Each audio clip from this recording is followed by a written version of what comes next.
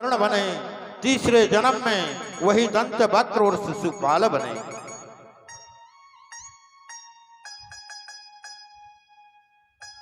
वही ब्रह्म ऋषि नारद बाबा को मिल जाते हैं। नारद जी कहते हैं आकाश से आकाशवाणी हुई है कि नारद कोई सत्कर्म कराओ तो ज्ञान और वैराग्य ठीक हो जाएंगे। आपसे हमारा निवेदन है, नारद जी कहने लगे, बताइए वो सत्कर्म क्या है। ब्रह्म ऋषि कहने लगे, नारद मुनि, सत्कर्म जो है वो श्रीमद् भागवत महापुराण की कथा है। सप्ताह के ज्ञान यज्ञ करिए। अच्छा, इसमें यज्ञ है ये बिल्कुल। श्रीमद् भागवत महापुराण की कथा जहां होती है, साप्ताहिक ज्ञान यज्ञ कहलाता है। उस चाहे राम यज्ञ करो, चाहे शिव यज्ञ करो, चाहे सतचंडी यज्ञ करो, चाहे अश्वमेध यज्ञ करो, कोई भी यज्ञ कर लो, चाहे रासूर्य यज्ञ करें, कोई भी यज्ञ कर लो, उसमें दी जाती हैं आहुति। साकल्य की आहुति प्रदान की जाती है। और इसमें आहुति काय की लगती हैं? जो बुरी चीजें हैं हमारे अंदर, उनको यहाँ छोड़ना पड़ता है। कथा सुनने से अगर दो शब्द भी आप ग्रहण कर लें तो हम समझ लेंगे कि हमारे 7 दिन सफल हो गए कथा सुनाने के।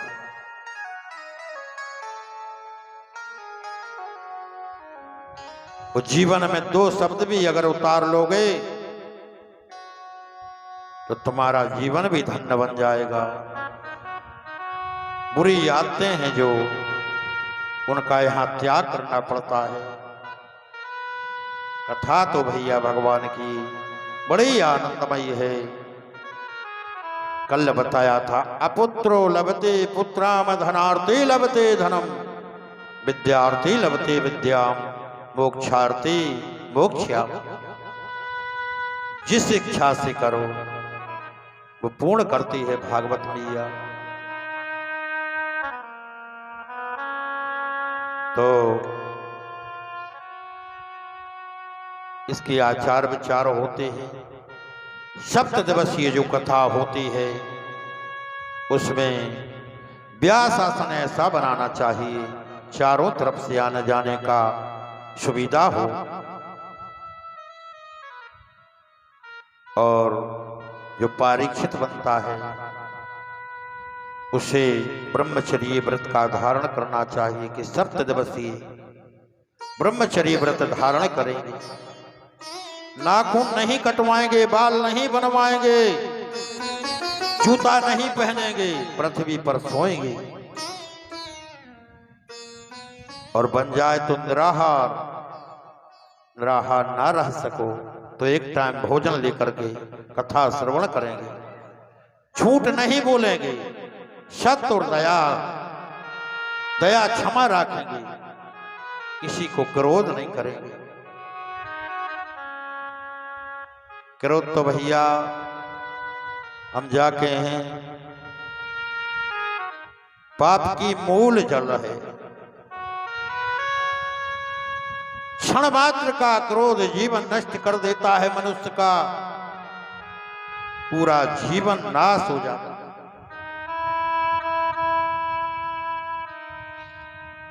क्रोध लियाओ ने बिल्कुल।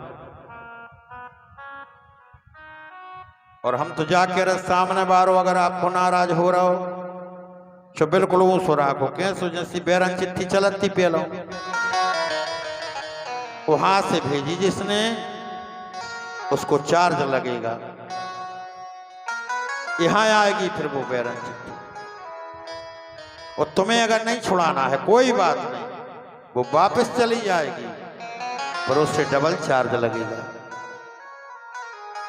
वो छुट्टा लेगा। कोई गाली दे रहा है मत, तुम मत लो उसे, वापस कर दो, बैरन चिट्ठी है वो। वहां जब जाएगी तो डबल पहुंच जाएगी उसके। गुस्सा हो रहा है तुम गुस्सा मत करो, क्रोध को जीतने वाला, काम को जीतने वाला, और खुशियों पर जो खुशी नहीं होता है किसी को बताता नहीं,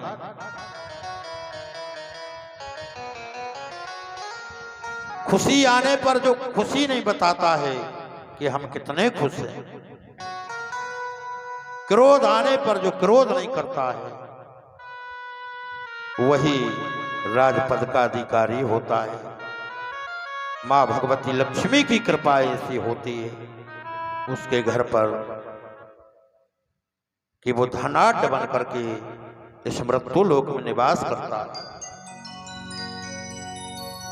बोलो बांके बिहारी लाल की जय हो। भगवत तत्व दुर्गियास्तु बंती दम कथा लभेत। पुनः नारद जी शशनकादि ऋषियों ने कहा, नारद श्रीमद् भागवत महापुराण की कथा ज्ञान वैराग और भक्ति को श्रवण कराइए, ये हमारा वचन है कि वो ठीक हो जाएंगे। कहाँ सुनाई जाए, अभी कहाँ है? सनकादि ऋषियों ने कहा वृंदावन में। तो वृंदावन से जस्ट आधा हरिद्वार पड़ता है। बद्रीनाथ से चाहे हरिद्वार आ जाओ और वृंदावन से चाहे हरिद्वार पहुंच जाओ, बीच जस्ट में है। सनकादि ऋषियों ने कहा कि हम यहां से पहुंचते हरिद्वार और आप वहां से वृंदावन से ज्ञान वैराग्य भक्ति को ले आइए और हरिद्वार में भगवान की कथा होगी। आदि दूर भक्ति ज्ञान वैराग्य को ले आओ, आदि दूर चल करके हम पहुंचते हैं और वहां भगवान की कथा होगी और ज्ञान वैराग्य को वहीं कथा सुनाएंगे। चल दिया, नारद जी ने चल दिया भक्ति ज्ञान वैराग्य को लेने के लिए। वृंदावन आए, भक्ति को सारा हाल सुनाया और ले जाकर के हरिद्वार पहुंचे।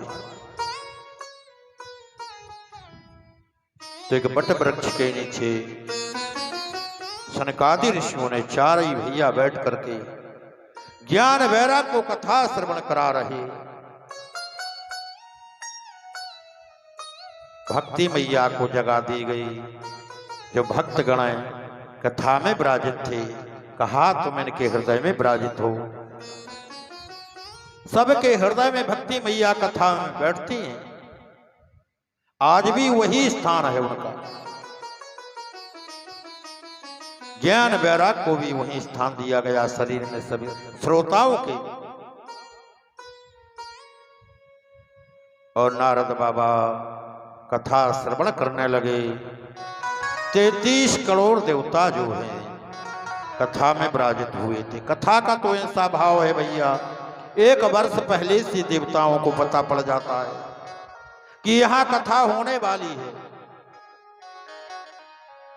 1 वर्ष पहले से ही आने लगते हैं, सब इकट्ठे हो जाते हैं, भगवान की कथा सुनते हैं। अच्छा, कथा जो है, कथा कहने वाला जो व्यास होता है वो भी ब्राह्मण होना चाहिए, नित्य कर्म करने वाला, तीनों त्रिकाल संध्या वंदन करने वाला हो, काम क्रोध को जीतने वाला हो, झूठ बोलने वाला ना हो, क्षमा दया रखने वाला हो, संतुष्ट हो। ऐसा जो ब्राह्मण कथा कहता है वो मनसा वाचा कर्मणा से त्याग करके जो सुन लेता है तो वही फल श्रीमद् भागवत महापुराण का आज भी है,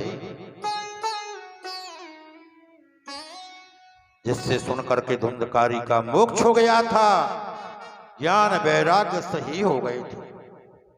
और जहां कथा होती है वहां कलयुग का वास नहीं रहता है, कलयुग नहीं रह सकता है वहां। कथा होने लगी, नारद बाबा कथा को सुन रहे हैं और पुनः सनकादि ऋषियों से प्रश्न किया कि महाराज, कथा जो भागवत की आप कर रहे हैं, कोई ऐसा उल्लेख आया है इस कथा में कि जो कठिन पापी हो, दुराचारी हो, पापी हो, उसका उद्धार हो गया हो? धन्यवाद देते हुए सनकादि ऋषि और नारद बाबा को कथा सुनाने लगे।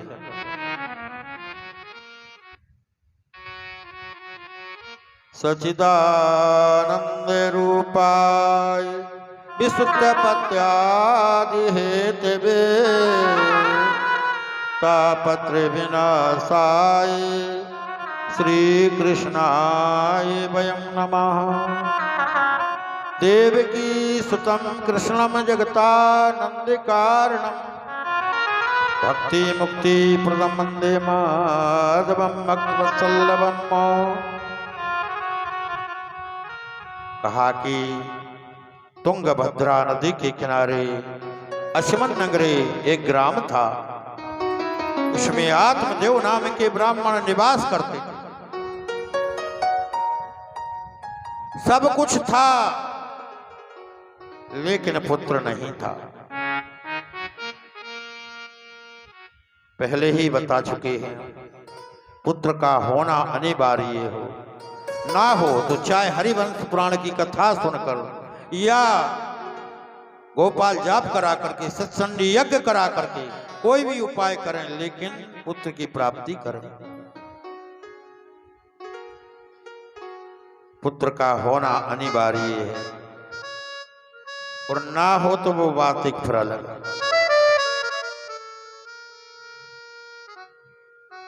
जब बेटा और बेटी बराबर होती, बेटा ना हो तो बेटी हो, सो भी बात बराबर है। अंत्येष्टि क्रिया जो होती है वो पुत्र के हाथ से हो जाए तो कहना ही क्या है। पिता की अर्थी को लेकर के जो पुत्र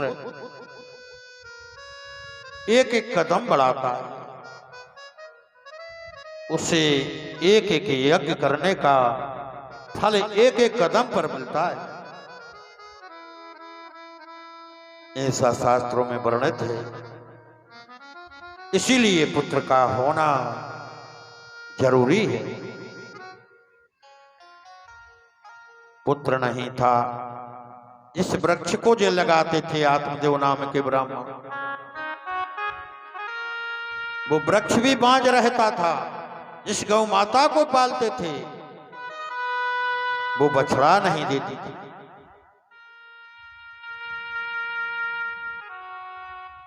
अनेकों उपाय जब कर चुके, पुत्र की प्राप्ति ना हुई। धिक जीवनम प्रजाहीनम धिक ग्रहे प्रजा बिना धिक धनम चानपातस्यो धिक कुले संतति बिना। धिक जीवन, धिक्कार है उस जीवन को जिसके यहाँ पुत्र ना हो। उस घर को धिक्कार है जिसमें बेटा ना हो। उस धन को धिक्कार है जिसके यहाँ बेटा ना हो। बेटा का होना अनिवार्य है। स्वभाव आत्मदेव नाम के ब्राह्मण के हृदय में उठ रहा है। क्या करूं, कहां जाऊं, कौन सा उपाय करूं जिससे पुत्र की प्राप्ति हो। विचार किया कि चलो जंगल को चलेंगे और वहां प्राणों का विसर्जन कर देंगे। जाकर के जंगल में पहुंचे। आत्मदेव नाम के ब्राह्मण और एक शिखर से जो ही गिरने लगे, उसी समय एक संत महाराज आ जाते। हे विप्र देवता, रुकिए, क्या बात है, क्यों प्राणों को गंवाना चाहे। कहने लगे महाराज रोकिए मत, मैं मरूंगा कुछ भी हो जाए। जानते हो जो अकाल मृत्यु मर जाता है, आत्महत्या करके जो मर जाता है, क्या होता है, क्या होता है? जब दोबारा सृष्टि की रचना होती तब मानव शरीर मिलता है, तब तक नरक में रहना पड़ता है। जिसे देवता तरसते बड़े भाग मानो से तन पावा, सुर दुर्लभ सभी ग्रंथ ही गावा। जिसे देवता तरसते हैं ऐसा शरीर पा करके, और जो आत्महत्या करता है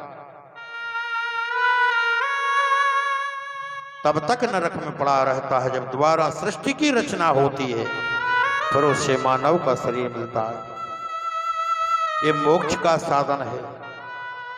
भैया मैं तो अपने अध्यात्म के विषय से कहूंगा कि एक 84 लाख दरवाजे की बकरी है, साए साए काली रात है, उसमें कुछ दिख नहीं रहा है,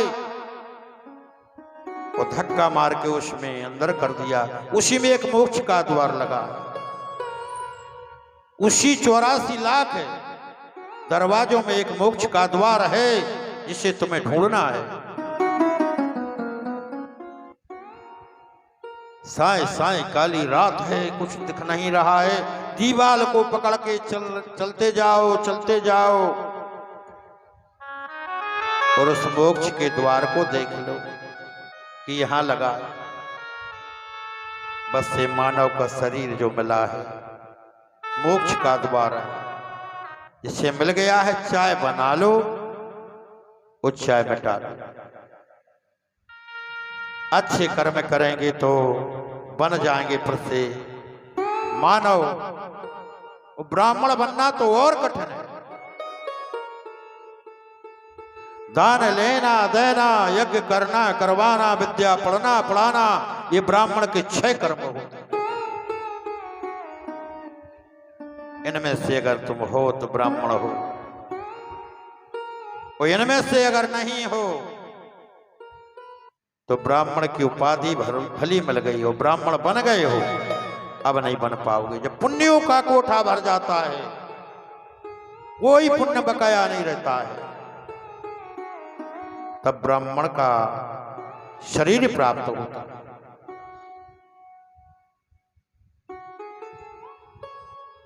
इसे पाकर के जो साधन नहीं करता है, साधना नहीं बनाता है, बार बार पछताना पड़ता है। बोलो बांके बिहारी लाल की जय हो। कथा सुना रहे हैं सनकादि ऋषि, और कहा कि आत्मदेव नाम के ब्राह्मण शिव वह संत कहते हैं कि एक काम करो, एक फल दे रहा हूं, इस फल को ले जाकर के अपनी पत्नी को खिला देना, इसके खाने से उसके यहां बेटा हो जाएगा। फल लिया, आकर के घर पहुंचे। इनकी पत्नी का नाम धुंधली था, यथा नाम तथा गुण। हे भगवान, जीवन साथी अगर मिले तो अच्छा मिले, नहीं तो जीवन नरक बन जाता। अरे दोस्ते संगे जने देह विधाता, तासे भलो नरक को पासा।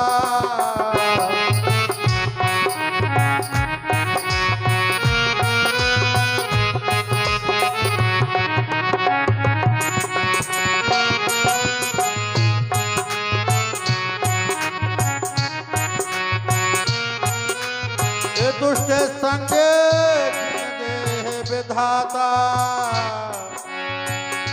दुष्ट संगे जिन देह विधाता, तासे भलो न रखे को बाता।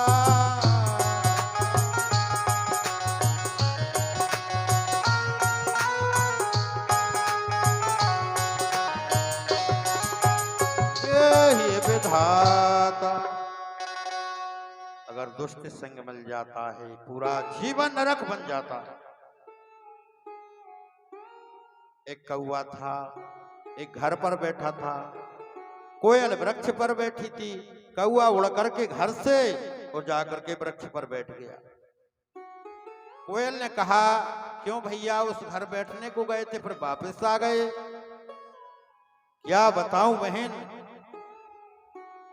कौवा कहने लगा मैंने तो ये सोच करके गया था कि कुछ टाई टाई करेंगे, लेकिन वहां तो सुबह से देख रहा हूं टाई टाई मची है।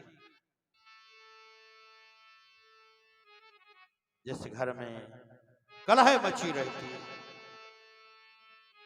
पति पत्नी में कलह मची रहती है, ऐसे घर को लक्ष्मी जी छोड़ करके चली जाती है। वो जहां सुर होता है, एक साथ हंसना, खाना, रोना, जहां एक एक साथ होते वह घर तो स्वर्ग है। बड़ी अच्छी दिनचर्या होती है माताओं की। सुबह उठी, बुहारी लगी, उरैन गिरी और कोई भी गृहस्थी की वस्तु तुम्हें बिखरी नहीं मिलेगी। बर्तन स्टैंड में बर्तन, जहां कपड़े रखे जाना है वहां कपड़े, जूता चप्पल कहां रखना वहां पर, ये सब आइडिया होता है। गृहस्थी चलाना भी बड़ी कठिन होती। एक ही ड्राइवरी सब पे नहीं बने। इसकी ड्राइवरी तो उसी पर बनती है जिस पर भगवान की कृपा होती है। गृहस्थाश्रम बड़ा कठिन है और जे की गृहस्थी बिखरी पड़ी रहती, वहां भी मां भगवती लक्ष्मी की कृपा नहीं होती। गृह साफ और सुथरा होना चाहिए, वो मंदिर है। घर मंदिर है, कहां क्या वस्तु रखना है। अपन जाओ किसी के घर, साफ और स्वच्छता मिलेगी भैया। भले ही वो अछूत था, लेकिन उसका घर देख करके जब देखा इतनी साफ सफाई, इतना अच्छा घर उसका, ऐसा लग रहा था कि पानी पी ले।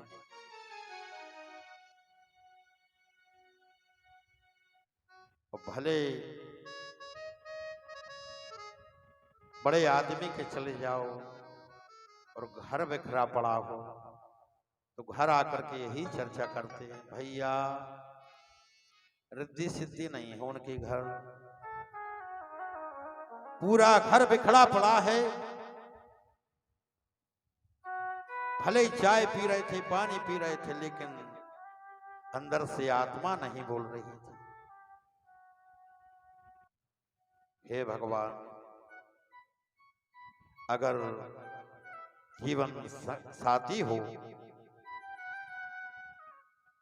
और जीवन यापन मिले, विवाह हो, देखो भैया जी को ब्याह नहीं भाव सुबह एक परत का हमारा विवाह हो गया, जिसका विवाह हो गया है और कुलक्षण नारी मिल जाती है तो वो ये सोचता है कि हमारा काय होगा। हे भगवान, हमारा ब्याह न हो तो सुर आई कलहमय जीवन करता है, पूरा नरक बन जाता है जीवन।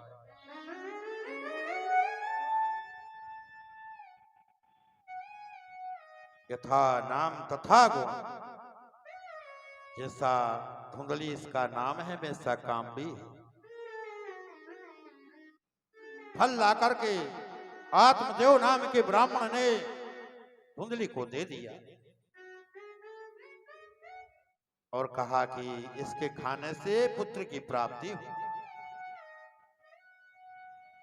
ठीक है, इसने फल लिया, विचार किया, इस फल को खाएंगे फिर हमारे पेट में गर्भ रहेगा, उदर बढ़ेगा, भोजन कम कर पाएंगे। और मैंने तो ऐसा सुना है कि जब पुत्र की प्राप्ति होती है उस समय 100 बिच्छू एक साथ काटने की तकलीफ मां को होती है जब प्रसव होता है। क्या करें? मेरा मन तो ऐसा बोल रहा है कि फल ना खाऊं। उसी समय इसकी बहन का आगमन हुआ इसके घर में। बहन से चर्चा हुई, बहन भी गर्भवती थी। कहा आप चिंता ना करें, हमारा जो पुत्र होगा वो पुत्र हम आपको दे देंगे, लेकिन इसके बदले में बहुत सा धन देना मुझे। देखो भैया, धन की ऐसी बात है, कहीं भी चले जाइए। ए आदि अबे दायट पटी, घट घट बीचे पड़ी, कौन आँखों समझाइए, जब कुआ में भांगे घुरी। अब जैसे एक गांव में एक कुआ है, उसी का पानी पूरा गांव पीता है, उसी में भांग को घोर दी जाए, जो भी पिएगा पूरे गांव को नशा वही रहेगा भांग का। इसी प्रकार चाहे मामा के चले जाओ, चाचा के चले जाओ, फूफा के चले जाओ, बहनोई के चले जाओ, गुरुजी के यहाँ चले जाओ, कहीं भी चले जाओ, यही चर्चा मिलेगी सुनने को। कौन सी फैक्ट्री खोलिए, कौन सा धंधो खोलिए, कौन सा धंधो डालिए, इससे आमदनी बढ़ जाए, पैसा आने लगे। 2-3 चीजें ऐसी होती इनसे कभी तृप्ति नहीं होती। भोजन शाम को खाओगे, सुबह फिर भूख लगाएगी, सुबह खाओगे शाम को भूखे हो जाओ। पैसा कितना ही हो, बड़े बड़े आदमी जो टाटा बिरला है उन्हें भी ये लग रहा है कि और पैसा आता, कभी तृप्ति नहीं होती।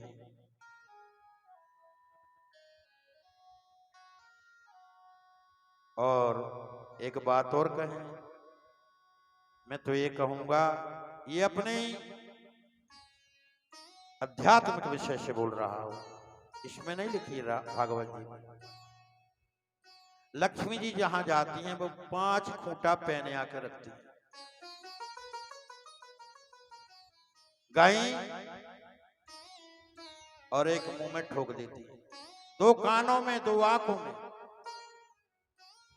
जो ज्यादा पैसे वाले होंगे बड़े आदमी, उनसे करना कभी सीताराम राधे राधे करना, बोल नहीं सकते, मूड हलाएंगे।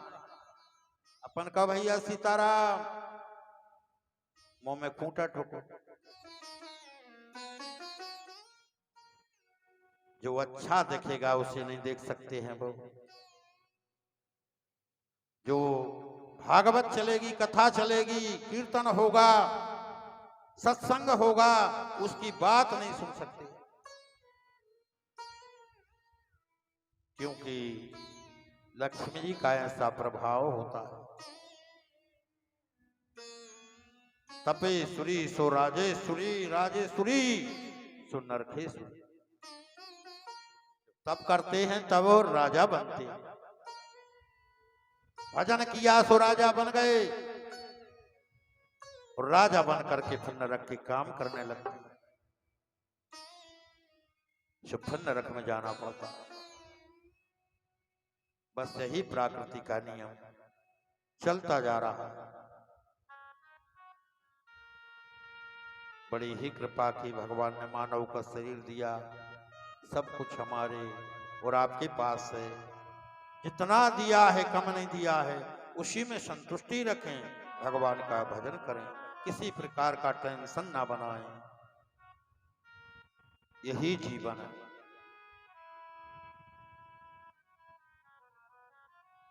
बोलो वृंदावन बिहारी लाल की जय हो। बहन ने कहा बदले में बहुत सा धन मुझे दे देना, हमारा जो पुत्र होगा वो आपको दे देंगे। पति से झूठ बोलती रहना कि मेरे यहाँ गर्भ है। ठीक है, ऐसा ही हुआ। वो फल लिया, जो गौ माता थी घर में वो भी बांझ थी, उसको फल खिला दिया। समय बीतता गया और 9 माह पूरे हुए, पुत्र हुआ। बहन के यहाँ बहन ने ला करके धुंधली को दे दिया। इसके बदले में बहुत सा धन लेकर के अपने घर चली गई। ठीक उसी समय उस गाय के यहाँ भी एक बछड़ा हुआ, जिसके कान मात्र गौ जैसे है, पूरा शरीर मानव का लगा।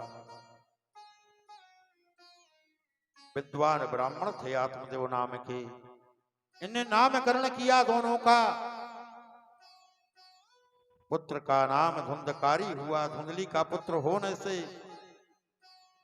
गौ का पुत्र होने से उस बालक का नाम गोकर्ण रखा। लालन पालन होने लगा, बड़ा हुआ धुंधकारी, बड़ा अत्याचारी। देखिए भैया, चाणक्य नीति शास्त्र में लिखा है मनुष्य के 4 दुश्मन होते। कौन कौन से? व्यभिचारिणी मां, अगर मां चाल चलन की सही नहीं रही होगी, जब भी समाज बैठेगा और माता पिता की चर्चा चलेगी, उस समय पुत्र को नीचा देखना पड़ेगा। सुंदर पतित स्त्री, देखने में कितनी ही सुंदर स्त्री क्यों ना हो, लेकिन उसका चाल चलन ठीक नहीं है तो ना जाने कब पति की सिर कटवा डालेगा। इसी प्रकार कर्जीला बाप, कर्ज करके जो पिता मर जाता है या भग जाता है, पुत्रों को ताने सहने पड़ते हैं कि इसका बाप ऐसा था, इतना कर्ज लेकर के मर गया है। पूरे जीवन भर ताना सहने पड़ते हैं पुत्रों को। मूर्ख संतान, 10 बेटा ना दे भगवान, 1 बेटा हो लेकिन सपूत हो, कपूत ना हो। जो गदही 10 पुत्र जने, कहाँ सो के पुत्र जने को पावे।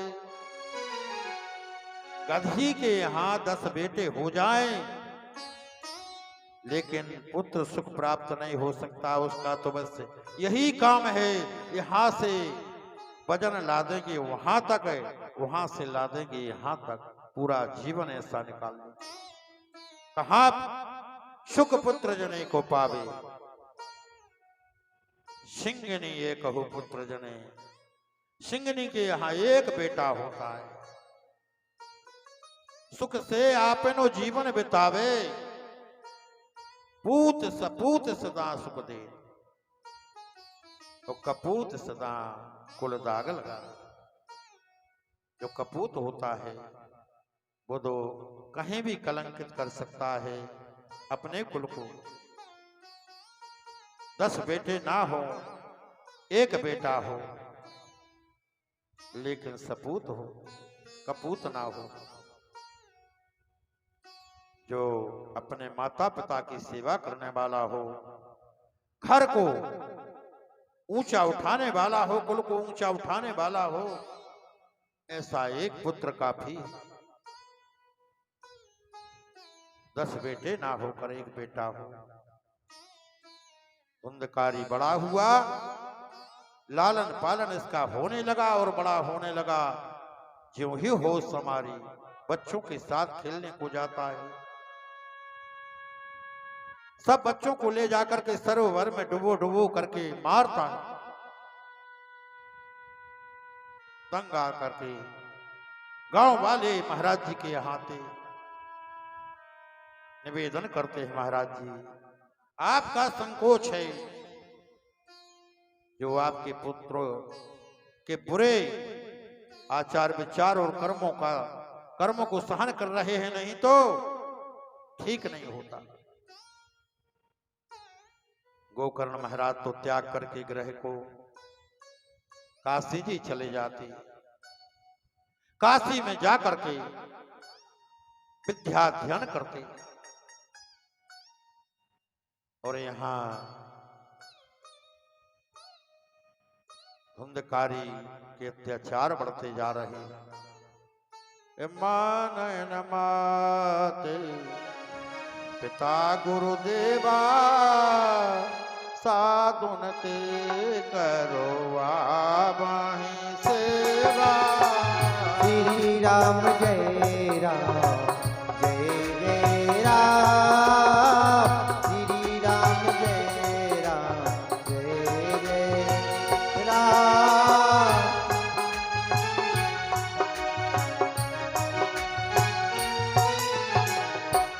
भैया जिनके माँ बाप हो वो बड़ भागी है, उनसे निवेदन है कि सेवा करना उनकी।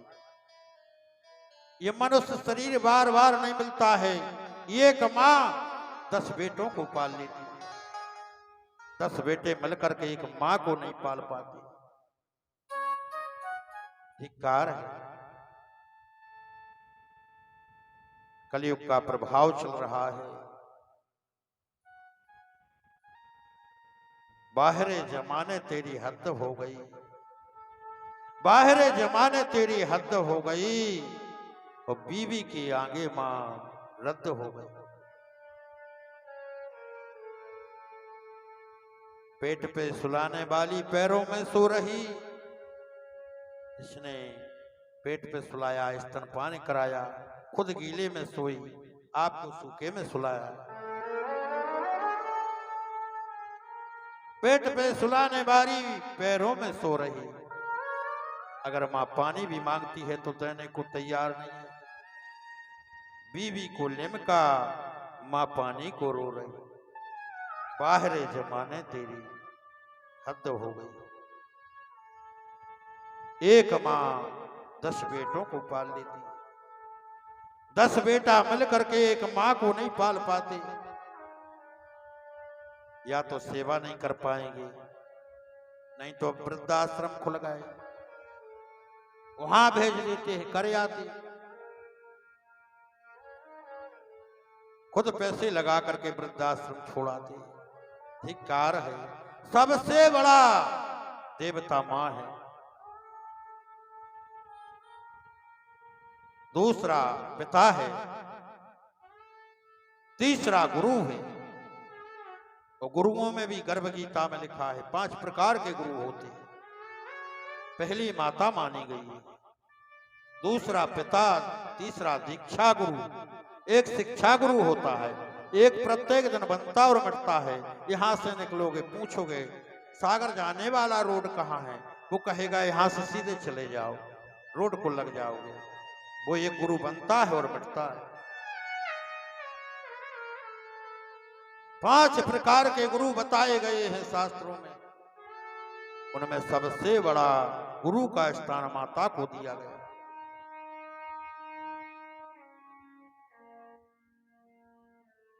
बड़े सौभाग्यशाली हुआ कि आपके माता पिता है, नहीं तो फिर जब पिता मर जाता है या माता मर जाती है, कीमत तभी होती है हर इंसान की। मकान जब बिक जाता है तब कीमत तोली जाती है। बहुत गलती की, बड़ा अच्छा मकान था, बहुत कीमती था, वो बेच दिया। और आदमी जब मर जाता है तब उसकी कीमत होती है। भैया फलाने के ना होने से पूरा गांव अनाथ हो गया। कहने का भाव ये है, जिनके माता पिता हैं भैया, भरपूर सेवा करिए उनकी, साक्षात देवता है। भगवान को भी अगर भोग लाओगे, मंदिर ले जाओगे, तो वो सुगंध लेकर के तुम्हें वापस कर देंगे। पूरा प्रसाद लेकर के आओगे और वितरण कर दोगे या खुद खा लोगे। माता पिता को जो भी प्रसाद ला करके दोगे, पिताजी या माताजी हमें प्रसाद लाए हैं आपके लिए, वो प्रेम से खाएंगे कि कम से कम हमारा बेटा बाजार गया था, कुछ लेकर के आया है हमारे लिए, और तुम्हें आशीर्वाद देंगे। तुरंत खाने को बैठ जाएंगे। साक्षात माता पिता भगवान है। मैं तो ये कहूंगा, पृथ्वी पर जितने तीर्थ हैं, पृथ्वी पर जितने तीर्थ हैं, उनका सब अगर फल तुम्हारे लिए चाहिए तो तुम्हारी माता के चरणों को धो लीजिए और उसी से स्नान कर लीजिए, उसी को पान कर लीजिए। पृथ्वी पर जितने तीर्थ हैं, सबका फल तुम्हें प्राप्त हो जाए।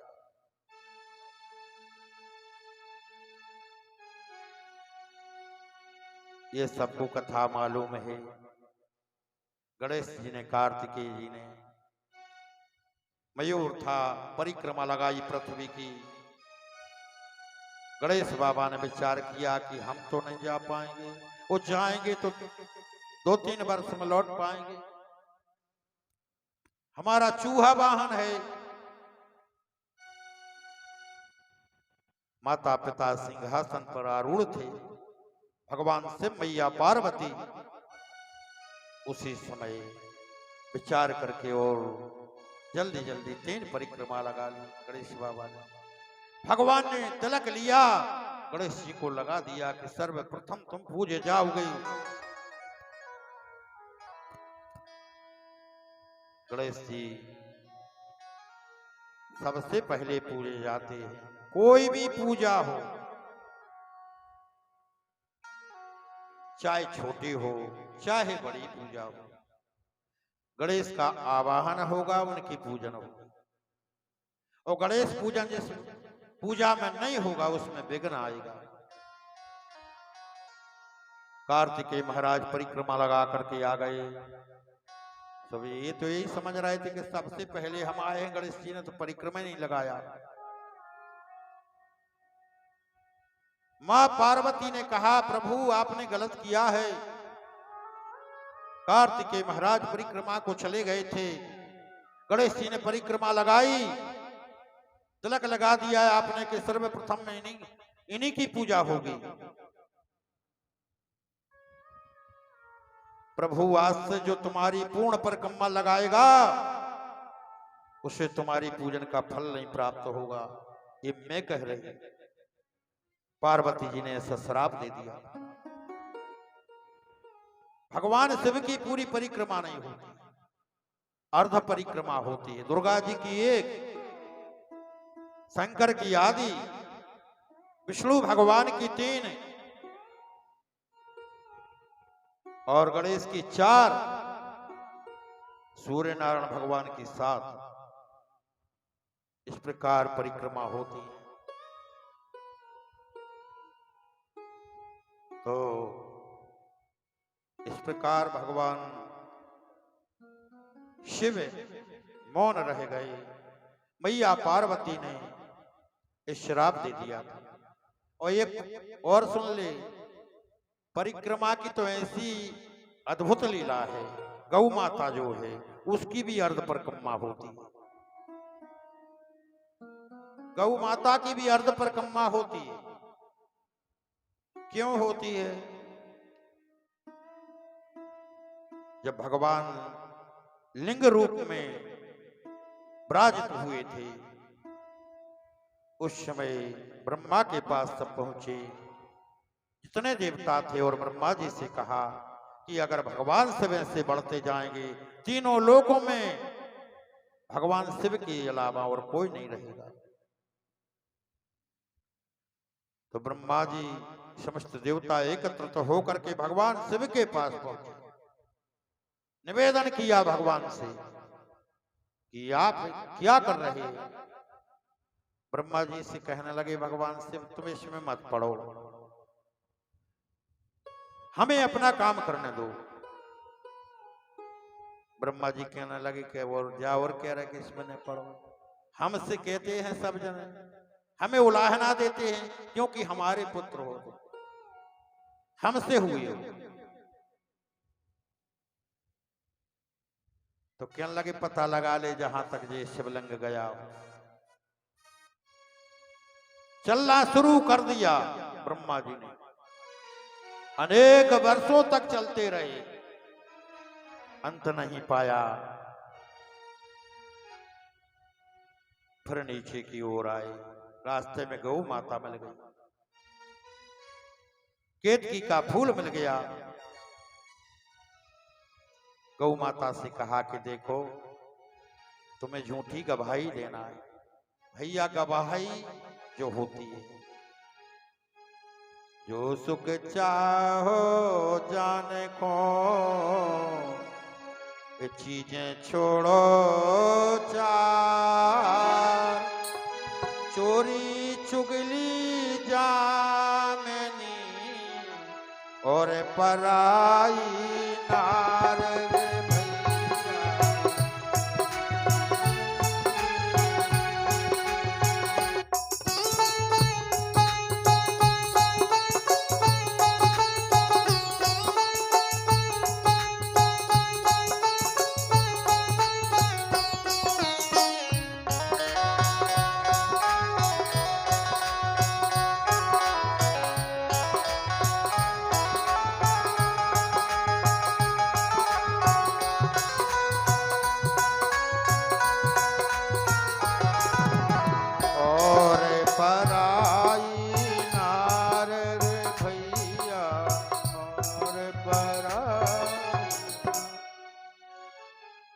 चोरी चुगली जामनी और पराई नार, जीवन का सुख चाहते तो बस इनका त्याग करेगा, नहीं तो किसी की जमानत ले लोगे, किसी की गवाही दोगे, उसमें झूठ बोलोगे, उसका दंड मिलेगा। गाय माता मिल गई रास्ते में, भगवान शिव ने कहा कि तुम्हें गवाही देना है। भगवान शिव के सामने कहना है कि ब्रह्मा जी ने हमारे सामने अंत पा लिया, ठीक है। गौ माता को साथ में लिया और भगवान शिव की ओर चले आ रहे हैं ब्रह्मा। रास्ते में केतकी का फूल मिल गया। केतकी के फूल से भगवान शिव ने कहा, भैया झूठी गवाही देना है तुम्हारे लिए। सामने बोलना है भगवान शिव के कि ब्रह्मा जी ने अंत पा लिया था शिवलिंग का।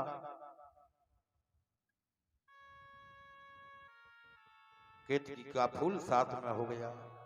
यहां आए जहां भगवान शिव थे, समाधि खोली भगवान शिव। ब्रह्मा जी ने कहा पा लिया अंत। बोले किसके सामने? कहा ये गौ माता खड़ी, इससे पूछो। भगवान शिव ने कहा आपके सामने पाया था। गौ माता कहने लगी हाँ ठीक है। केतकी का फूल खड़ा था, केतकी के फूल से पूछा भगवान ने आपके सामने अंत पाया भगवान ब्रह्मा जी ने शिवलिंग का? हाँ। आंखें बंद की, सब पता चल गया भगवान शिव को ये झूठ बोल रहे हैं दोनों।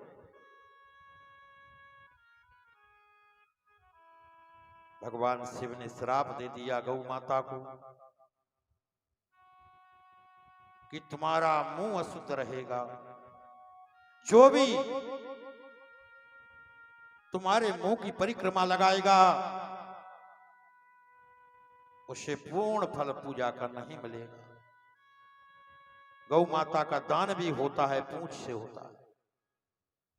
पूंछ पकड़ के दान किया जाता है, मुंह पकड़ के दान नहीं किया जाता। परिक्रमा भी जो लगाएगा तो ऐसी लगाई जाती है, पूंछ के यहां से दोनों पैरों के बीच में से निकल गए, पूर्ण परिक्रमा हो। और जो पूर्ण परिक्रमा लगाएगा गौ माता की, उसे पूजन का फल प्राप्त नहीं होगा। केतकी के फूल से कहा, भैया किसी भी देवी देवता की पूजन की काम में नहीं आओगे तुम, और जो भी तुम्हारा पुष्प चढ़ा देगा, जो भी पूजा कर रहा होगा, उसका फल उसे प्राप्त नहीं हो सकता। वैसे तो 2 बार श्रापित है गौ माता। जानकी जी ने भी श्राप दी थी या जी में। पिंडदान करने के लिए भगवान गए,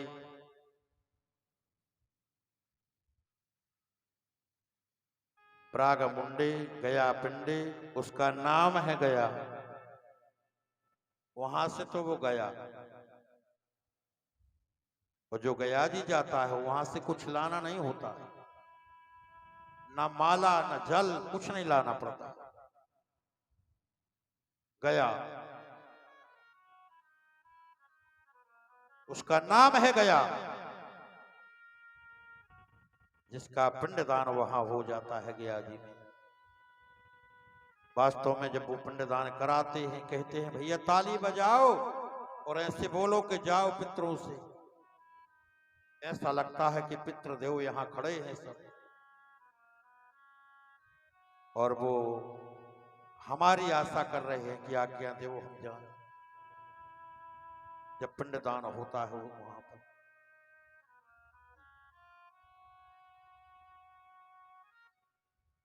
तो भगवान पहुंचे श्री राम याजी में, साहित्य लेने के लिए बाजार चले गए पिंडदान का। उसी समय दशरथ जी का हाथ निकला, पुत्र वधू सीता बैठी थी। कहा बेटा पिंडदान करो। कुछ सामग्री नहीं थी, बालू के बनाए सीता जी ने और पिंडदान कर दिया हाथों पर।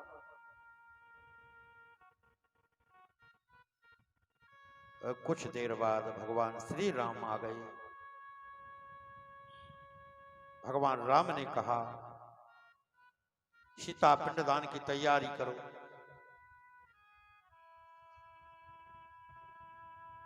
सीता कहने लगी पिताजी का हाथ निकला था और हमने पिंडदान कर दिया, हम कैसे माने। भगवान कहने लगे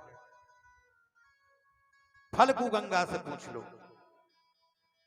गंगा जी कहने लगी मेरे सामने नहीं दिया पिंडदान। गौ माता से पूछ लो। गौ माता कहने लगी हमारे सामने पिंडदान नहीं किया। सीता जी को झूठ बना दिया। सीता जी ने श्राप दे दिया था कि अदृश्य रहोगी आज से तुम, फल्गु गंगा, किसी को देखोगी नहीं। वहां जब पिंडदान करवाते हैं पंडा, रेता होती है, उसमें गड्ढा खोदेंगे जल निकल आएगा, उसी जल से पिंडदान करना पड़ता है। गौ माता को सीता जी ने भी श्राप दे दिया था कि तुम्हें अभी मैं श्राप देती हूं कि तुम्हारा मुंह अशुद्ध रहेगा।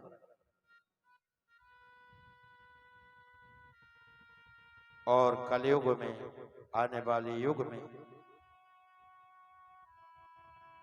बुरी चीजों को तुम खाओगे, ऐसा श्राप दे दिया था। 2 बार श्रापित है गौ माता। भगवान शंकर ने दी थी श्राप, जानकी जी ने श्राप दी थी।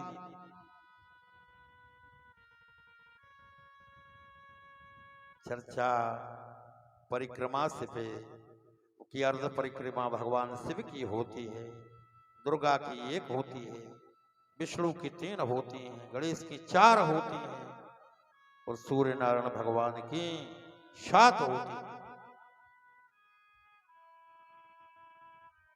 इस पे से वो प्रसंग आ गया। भगवत तत्व दुर्गयास्तु बंती तम कथालभे नारायणं नमस्कृत्यं नरं चैव नरोत्तमं देवी सरस्वती व्यासं ततोऽयं जयमुदीरये। बोलो बांके बिहारी लाल की जय हो। देखिए धुंधकारी बड़ा हो रहा है, अत्याचार बढ़ता जा रहा है। भाई कोई अच्छा आदमी जब मर जाता है गांव में, मृत्यु हो जाती है उसकी, सब कहते हैं गांव अनाथ हो गया। बुरे कर्म करने वाला अगर मर जाता है उसकी मृत्यु हो जाती है, सब कहते हैं भैया ठीक रहो, स्वतंत्र हो गए। गांव पूरा स्वतंत्र हो गया, अकेली दम से पूरे गांव को पीटने में डारे हुए था, पूरे गांव को सताता था, आतताई कर्म करता था, घी के दीपक जलते। बुरा आदमी के मरने से, अच्छे के मरने से सब रोते हैं, पश्चाताप करते हैं। और भैया जो तो है, जब कोई किसी का हृदय का आदमी चला जाता है यहां से, बड़ा दुख होता है। फिर क्या है, सारे जीवन भर रोना होता है। अरे रो रहे खड़े दिल की हमारे गाने की तैयारी, रो रहे खड़े दिल की हमारे गाने की तैयारी।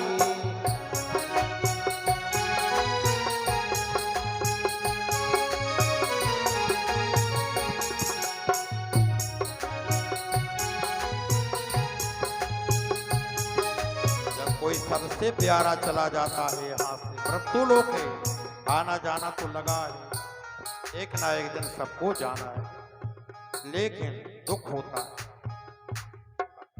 रोबे खड़े दिल की हमारे गाने की तैयारी, रोबे खड़े दिल की हमारे गाने की तैयारी।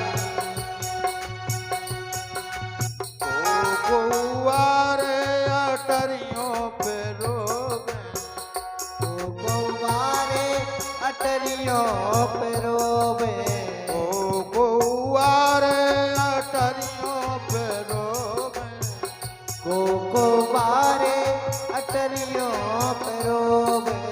मन में धरे नाधी हमारे गाने की तैयारी, मन में धरे नादी हमारे गाने की तैयारी।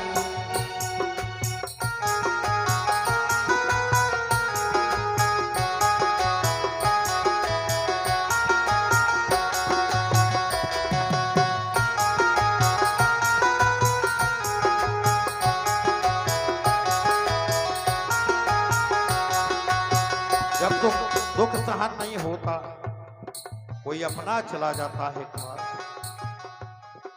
धीरे नहीं बनता है। ओ गौवारे पछी तो हो रोवे, गौवारे पछी तो रोए, ओ गौवारे पछी तो हो रोवे, ओ गौवारे पछी ते हो रोवे। नैनों से बह रहे माए गाने की तैयारी, नैनों से बह रही हमारे गाने की तैयारी।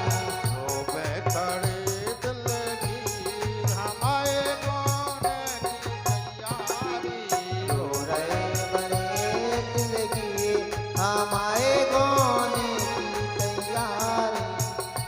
यहाँ तो ठीक है, जब वहां जाते हैं शमशान में, वहां भी दुख होता है। को आर तलइयों पे रोवे, को बारे तलइयों पे रोवे, को आर तलइयों पे रोवे, को बारे तलइयों पे रोवे। मन में धरे नाधी हमारे गोने की तैयारी, मन में धरे नादी हमारे गोने की तैयारी।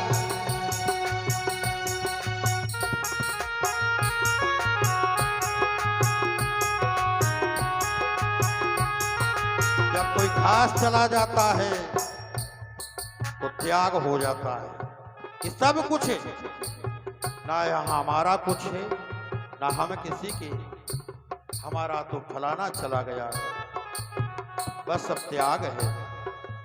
को आरों ने धूनी रमा लई, को बारों ने धूनी रमा गए, को आरों ने धूनी रमा लई, को बारों ने धूनी रमा गए। मन में धरे नाथी हमारे गोने की तैयारी, मन में धरे नादी हमारे गोने की तैयारी।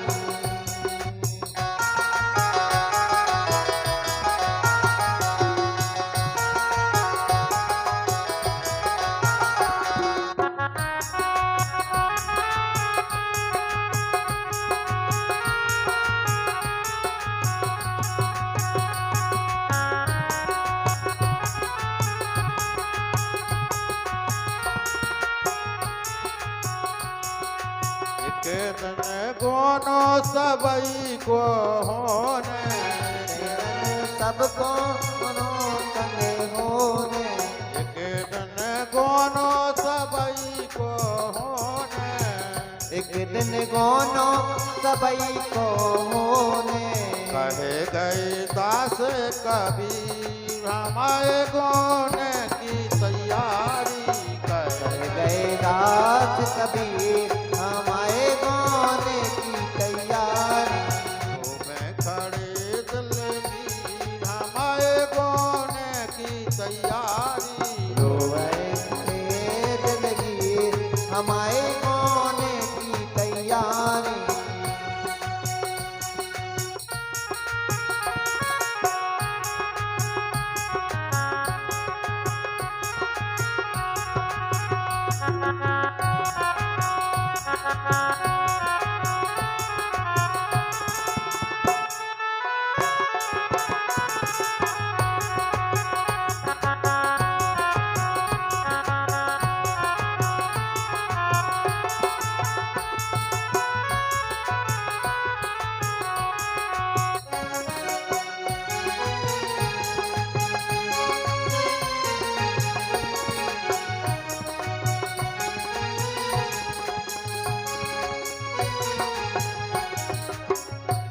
बोलो श्री वृंदावन बिहारी लाल की जय हो।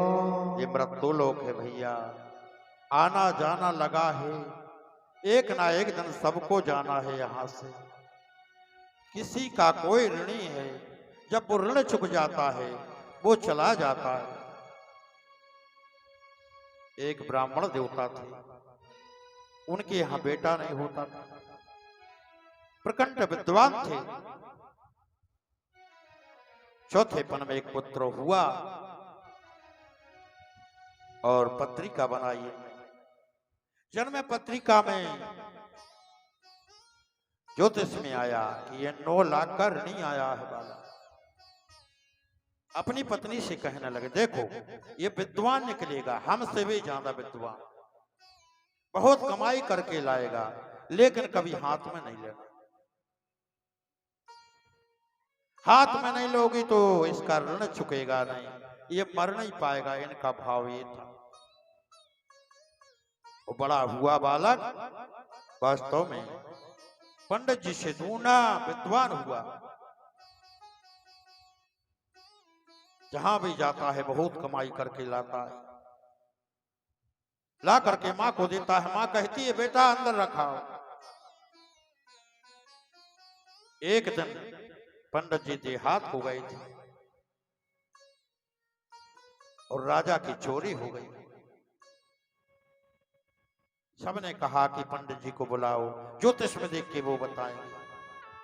कहने लगे वो तो देहात हो गए। कहा तो एक काम करो, उनका जो बेटा है वो और ज्यादा विद्वान है, उसको बुलवाओ। बेटे को बुलाया गया, ज्योतिष देखा बेटे ने और राजा से कहा राजन तुम्हारी पूरी चोरी चौपरे में पड़ी। राजों के काम थे, तुरंत खाली कराया गया चौपरे को। पूरी की पूरी चोरी राजा की उस चौपरे में मिल गई। उसी में रानी का एक 9 लाख का हार था। प्रसन्न होकर के राजा ने उस ब्राह्मण पुत्र को वह 9 लाख का हार दे दिया उपहार में। हार लिया इसने और घर आया, मां से कहने लगा मां आज राजा ने मुझे 9 लाख का हार दिया है नाम में। मां कहने लगी रखिए आओ। नहीं मां, जितनी कमाई करके लाता हूं बस यही कहती हो कि अंदर रखिए आओ, आज तो मैं पहना के रहूंगा। और उसने हार को लिया। मां कहती नहीं बेटा, नहीं बेटा। नहीं माना पुत्र, जाकर के गले में डाल दिया उस 9 लाख के हार को। भोजन किया, सैन कक्ष में जाकर के सो गया, चादर ओढ़कर। देहात से पंडित जी आए, पत्नी के गले में 9 लाख का हार देखकर कहने लगे ये हार कहां से प्राप्त हुआ। सारा किस्सा बताया पत्नी ने कि राजा की चोरी हो गई थी, उसमें 9 लाख का हार था। और पुत्र ने बता दी सारी चोरी। 9 लाख का हार राजा ने भेंट कर दिया पुत्र को। वो नहीं माना, जबरदस्ती गले में डाल दिया।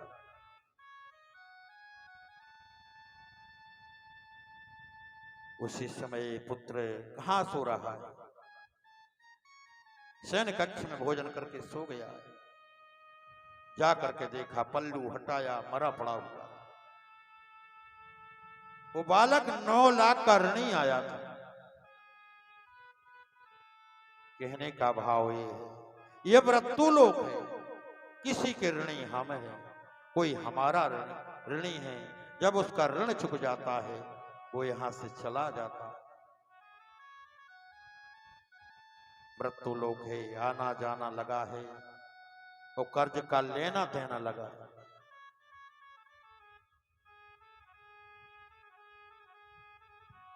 बोलो बांके बिहारी लाल की जय हो। उस समय धुंधकारी के अत्याचारों से आत्मदेव नाम के जो ब्राह्मण थे दुखी होने लगे और ग्रह को त्याग दिया। जाकर के जंगल में तपस्या करने लगे। देखिए सतयुग में 400 वर्ष की आयु हुआ करती थी। 200 वर्ष जाकर के गृहस्थाश्रम में निकाल दो, 200 वर्ष जाकर के जंगल में तपस्या करते थे, तब कहीं भगवान की प्राप्ति होती थी। फिर त्रेता आ गया। त्रेता में 300 वर्ष की आयु हुआ करती थी। 150 वर्ष गृहस्थाश्रम में, 150 वर्ष जाकर के जंगल में तपस्या करते थे, तब कहीं भगवान का भजन और जीवन का साधन बना पाते थे। द्वापर में 200 वर्ष की आयु, 100 वर्ष गृहस्थाश्रम में, 100 वर्ष जाकर के जंगल में तपस्या करते थे। कृते यदि ध्यायते विष्णु त्रेतायाम यजतो मखे द्वापरे परिचर्यानाम कलौ च हरि कीर्तनम। अब कलयुग आ गया है, 100-125 वर्ष की आयु होती है हर मनुष्य की, और 100 तक तुझे को पहुंच जाए तो बहुत बड़ी बात हो। इसी में देखिए भैया, अर्धरात्रि पड़ती है, अर्ध दिन पड़ती है। जैसे 50-60 वर्ष की आयु है आपकी, 30 वर्ष सोने में गमा दी, और इसी में बचपना होता है। 10-12 वर्ष तक कोई ज्ञान नहीं रहता, हमें क्या कर रहा है क्या नहीं कर रहा, वो भी तुम्हारा चला जाता है समय, थोड़ा सा बिल्कुल समय। युवा अवस्था में जब प्रवेश करते, इसको जो संभाल ले तो पूरा जीवन उसका बन जाता है, और इसको जो बिगाड़ ले पूरा जीवन उसका बिगड़ जाता है। हम तो ये कहेंगे भैया कि युवावस्था जो है सोने की डिगलिया है। किसी को बड़ी मिल जाए बस यही मन होता है कि इसे उठा लो, सोने की डिगलिया। और इसी को जिसने बना लिया और साध लिया, साधना बना ली, पूरा जीवन उसका बन जाता है। क्योंकि गरुड़ पुराण में ऐसा लिखा है, छोटा बच्चा जब होता है बड़े कष्ट से मां की कुक्षी से बाहर आता है, वहां ईश्वर के दर्शन होते हैं उसे, वही रक्षा करता है भगवान। चतुर्भुजी रूप दिखता है उसे, बाहर निकलता है, माया लिपट जाती है भगवान की, और ईश्वर को भूल जाता है। माँ का स्तनपान करने लगता है।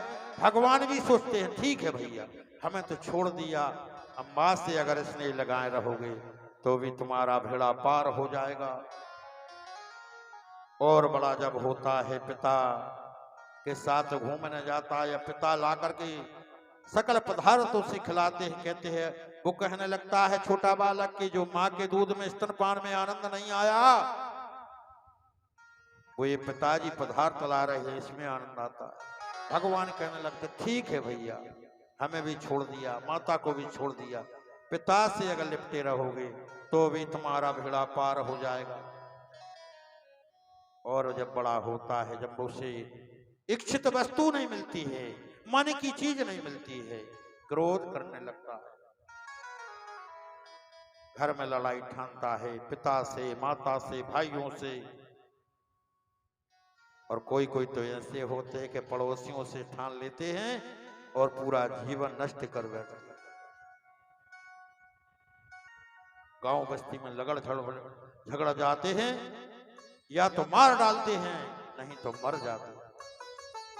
ऐसा शरीर नहीं मिला है व्यर्थ के लिए, कीमती शरीर है जिसे देवता तरसते हैं। इसे पाकर के साधना बनाइए, कोई भगवान का भजन करिए, नाम ऊंचा करिए, रोशन करिए, तभी तुम्हारा कल्याण है। नहीं तो फिर क्या है, पूरा जीवन बिगाड़ लिया। बोलो वृंदावन बिहारी लाल की जय हो। ठीक है, धुंधकारी बड़ा हुआ, बच्चों को साथ लेकर के जाता है सरोवर में, सारे बच्चों को मार डालता है। जब धुंधकारी घर से निकलता है, सबके किवाड़ लग जाते हैं। इसके भय से इतना अत्याचारी हुआ, माता को मारने लगा, पीटने लगा, लातों से प्रहार करने लगा। मां तंगा करके और एक कुएं में गिर करके अपने प्राणों को त्याग देती है। धिक्कार है ऐसे बेटों को, जिन बेटों के प्रति मां को मरना पड़े।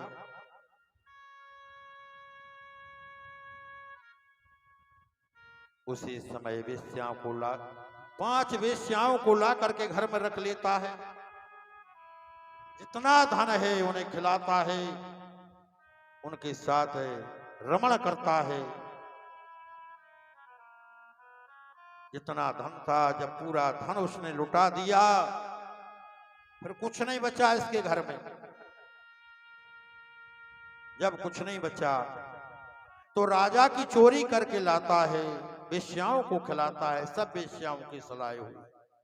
रात्रि का समय था कि देखो इसके पास अब कुछ नहीं बचा है, इसके पास में अब कुछ नहीं बचा है। राजा की चोरी करके लाता है, हम सबको खिलाता है। जिस दिन भी राजा के यहाँ ये पकड़ा जाएगा, ये तो दंडित होगा ही, लेकिन साथ में हम होंगे। उसी समय चारपाई पर से बंदी बनाया, बांध लिया पहले तो वेश्याओं ने घर में ही, और बहुत से अंगारे ला करके इसके मुंह में डाल दिए, जिससे इसके प्राण निकल गए। घर में ही गड्ढा खोदा उनने, उसी में इसको दफन कर दिया। 3 गति होती हैं भैया इस शरीर की। सबसे उत्तम अग्नि संस्कार माना गया। इसके उपरांत फिर जल स्नान होता है, सन्यासियों में होता है। दूसरी गति है, माध्यम मानी जाती है। एक ये भी होती है कि गड्ढा खोद करके वो दफन कर दिया जाता है। ये तीसरी गति है, सबसे उत्तम अग्नि संस्कार माना गया है।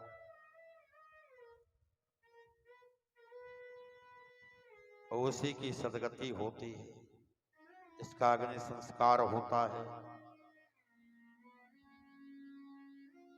बोलो वृंदावन बिहारी लाल की जय। बंदी बना लिया इसे और अंगारे ठूस दिए मुंह में, प्राण निकल गए। वेश्याओं ने ताला लगाया और भाग गई। अब ये प्रेत बन गया। देखिए धुंधकारी जैसे प्रेत का भी उद्धार इस कथा के सुनने से हो गया। इतनी आनंदमयी और कीमती है ये कथा भगवान की। अगर मनसा वाचा कर्मणा से सुन ली जाती है, जो भी सुन लेता है उसका कल्याण हो जाता है। उसी समय गोकर्ण का आगमन होता है। काशी जी से वापस आए। जब इन्हें ये मालूम पड़ा कि हमारा धुंधकारी भैया मर गया है, गया जी में पिंडदान किया, काशी में पिंडदान किया और प्रयागराज में पिंडदान किया, फिर वो घर आए।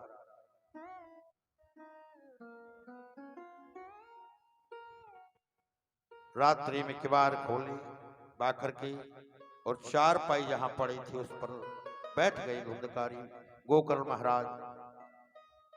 संध्या काल का समय था, अंधेरा लग गया। इनके लिए देखा कि घर के ऊपर एक बकरे जैसा चेहरा दिख रहा है। फिर थोड़ी देर में भैंसे जैसा दिखने लगा, फिर थोड़ी देर में रीछ जैसा दिखने लगा। कमंडल में से जल लिया और अभिमंत्रित करके जो ही उसकी ओर फेंका, उसमें बोलने की शक्ति आ गई। भूत है जो प्रेत होता है, उसमें बोलने की शक्ति नहीं होती, उसका मुंह बिल्कुल छोटा होता। बोलने की शक्ति प्रदान की। भैया कहने लगा, मैं तुम्हारा भाई धुंधकारी हूं। वेश्याओं ने मार डाला, सारा किस्सा बताया इसने। सब धन लुटा दिया उनको, और उन्हीं ने फिर हमारे लिए चारपाई पर बंदी बना करके मुंह में ला करके अंगारे भर दिए, जिससे हमारे प्राण निकल गए। भैया मैं प्रेत योनि को प्राप्त हो गया हूं। अगर कोई यत्न कर सकते हो, कोई ऐसा उपाय कर सकते हो भैया, तो उपाय करिए, नहीं तो इस प्रेत योनि में जो किया में तुमने पिंडदान किया था, जल तिलांजलि दी थी, उसी दिन जल पिया था। बस अब तक ना जल पिया है ना भोजन किया।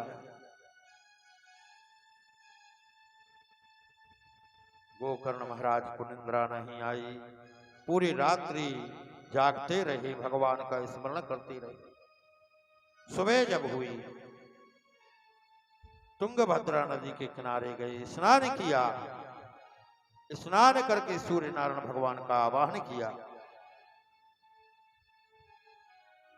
और जल का तर्पण दिया। उसी समय सूर्य नारायण भगवान ब्राह्मण का भेष बना करके और गोकर्ण महाराज के पास आ जाते हैं और पूछा, क्या बात है गोकर्ण? सूर्य नारायण भगवान से निवेदन किया गोकर्ण महाराज ने कि मेरा भैया धुंधकारी महाप्रेत बना है, इसलिए आपसे ये मार्ग पूछ रहे हैं कि उसकी मुक्ति कैसे होगी, कोई ऐसा उपाय बताएं आप। सूर्य नारायण भगवान ने भागवत जी की कथा गोकर्ण महाराज को दी और कहा, सप्ताह के ज्ञान यज्ञ करके इस कथा को श्रवण कराइए, एक बांस में उसकी स्थापना कर लेना तुम्हारे भैया धुंधकारी की। गोकर्ण महाराज ने श्रीमद् भागवत की कथा ली, आकर के व्यास मंच बनवाया गया और एक बांस में धुंधकारी की स्थापना की गई। 7 गांठ का था वो, प्रत्येक दिन एक गांठ फटती थी बांस की। त्याग करके धुंधकारी ने कथा श्रवण की।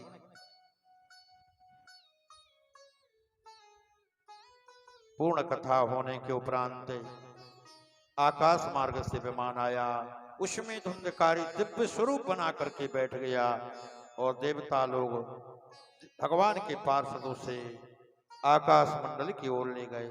जय जयकार करता हुआ, भैया धुंधकारी तुम्हारी जय हो, तुम्हारी जय हो, तुमने मेरा कल्याण कर दिया, धुंधकारी जैसे प्रेत का उद्धार कर दिया। कथा सुना करके आपकी जय हो, भागवत जी की जय हो। गांव वाले सब आए, गोकर्ण महाराज से निवेदन किया, गुरुजी वही कथा हम लोगों ने सुनी, वही तुम्हारे भैया धुंधकारी ने सुनी, उसका उद्धार हो गया और हम लोगों का क्यों नहीं हुआ? गोकर्ण महाराज कहने लगे, भैया मनसा वाचा कर्मणा से तुमने कथा को नहीं सुना है, त्याग करके कथा को नहीं सुना है,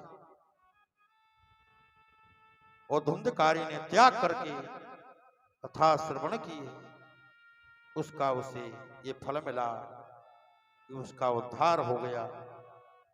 भागवत जी में तो कथा ऐसी आती है। पुनः गोकर्ण महाराज से निवेदन किया सबने कि महाराज दोबारा कथा सुनाइए, हम लोग जैसा आप कहेंगे वैसा करने को तैयार है। व्यास मंच बना था, पूरे नगरवासियों ने आहार त्याग करके, निंद्रा त्याग करके, ब्रह्मचर्य व्रत रह करके कथा श्रवण की। तो कथा सुनने के उपरांत सप्तदिवसीय जब कथा हो चुकी, तो जितने आदमी थे गांव में उतने विमान ऊपर से आए थे, उनमें सब बैठ करके आकाश की ओर चले गए थे। ऐसी आनंदमयी कथा है ये भगवान की। धुंधकारी जैसे प्रेतों का उद्धार हो जाता है, हो गया है, और भक्ति ज्ञान वैराग्य स्वस्थ चित्त हो गए थे, कलयुग का प्रभाव नहीं रहा था। भजन करें बिटिया भली, बिना भजन नहीं पूत, शिवरी तो बैकुंठे गई, धुंधकारी भय भूत रे भैया।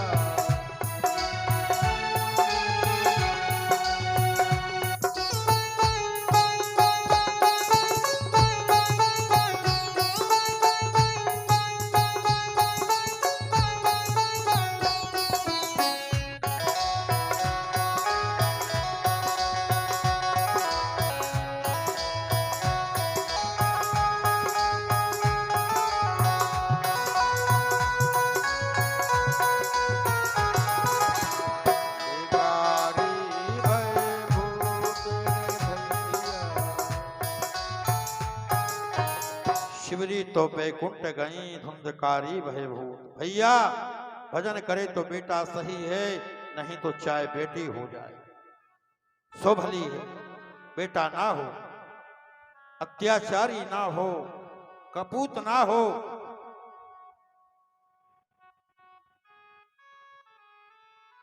देखिए सिबरी माता जो थी, जिस आश्रम में गई सिबरी, सबने छुचकार के भगा दिया था, हटो यहां से, भगो, अछूत जाति की हो तो आश्रम में रहने लायक नहीं, सबने भगा दिया था। मतंग ऋषि के आश्रम में गई। जब मतंग ऋषि ने देखा कि बेचारी हर जगह से तिरस्कार करके भगा दी गई, कहा बेटा हम तुम्हें आश्रम में रहने को जगह दे रहे हैं, लेकिन इन बातों का ख्याल रखने पड़ेगा पूरे जीवन भर। बताओ गुरुजी कौन कौन सी जो खाने पीने की चीज वस्तु हो उससे कभी नहीं छूना। फिर ये जो रास्ता है आश्रम के यहाँ का, से रोजाना बुहारी लगाया करो। अच्छे अच्छे जो फूल मिल जाए तुम्हारे लिए वो आश्रम में लाया करो।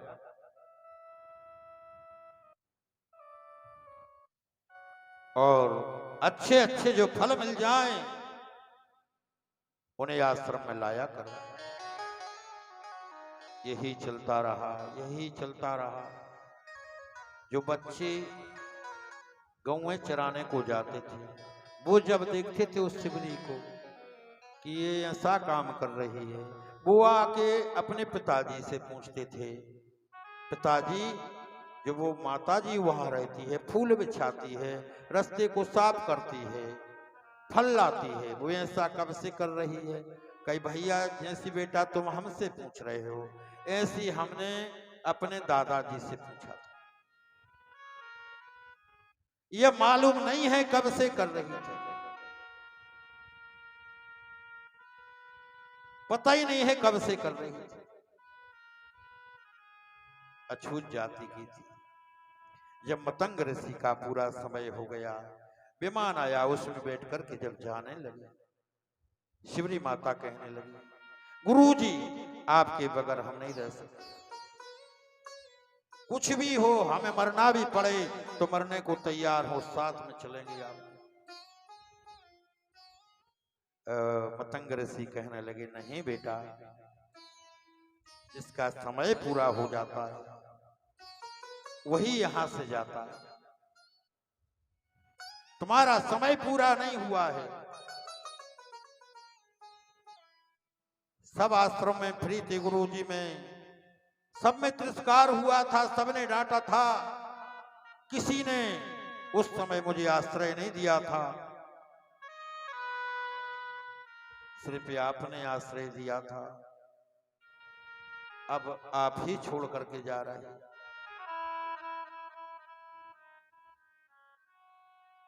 कहने लगे, बेटा एक बात का ध्यान रखना, जो ये पूजन आज कर रही हो, बुहारी लगाना मामूली बात नहीं है। किसी मंदिर में, किसी आश्रम में जो बुहारी लगाता है, जघन्य अपराध भी उससे काट छांट हो जाता है। वो आश्रम चाहे मंदिर। कहा बेटा यही काम करते रहना, पुष्पों को ला करके से बिछाते रहना रास्ते में। मैं तुम्हें वचन देता हूं, आशीर्वाद दे रहा हूं, संसार को तो भगवान के यहां जाना पड़ता है, लेकिन मैं वचन दे रहा हूं कि एक दिन भगवान तुम्हें ढूंढते हुए आएंगे तुम्हारे आश्रम। वो हुआ यही, पूछते हुए शिवरी माता को भगवान राम आए।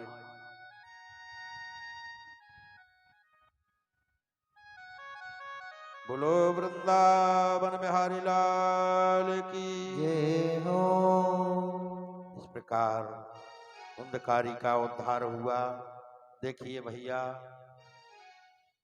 समय तो ऐसा चला जाता है, 2 दिन आज कथा के कम हो गए। लग रहा है किसी को ऐसा लग रहा है कथा आज से ही हुई। ऐसे ऐसे